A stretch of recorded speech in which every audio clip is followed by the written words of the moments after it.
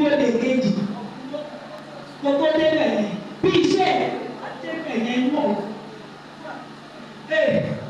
oh my God bí ọwọ́ ẹ̀ sọ̀rọ̀ ẹ̀yà rẹ̀ sọ pé Jésù Kristi Olúwa mo tún ìjẹ́wọ́ mi ṣe mo fi ayé mi fún yín ẹgbẹ́ ayé mi lọ́wọ́ ẹ̀rọ ara òṣì yìí ẹgbẹ́ délé sí mi ẹ máa jẹ́ bàbá mi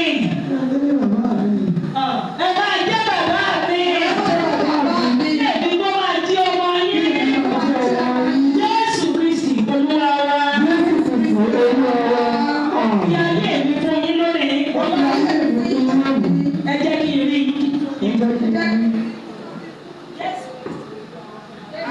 Ọlọ́run alágbára ńlá ọba tó ń gbé láàrin àwọn kérúbù Ọlọ́run ìgbà tí má jẹ́ ìwé ògbóni fún yín lórí ọ̀rọ̀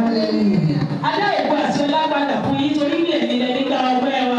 tí ó bá gbá inú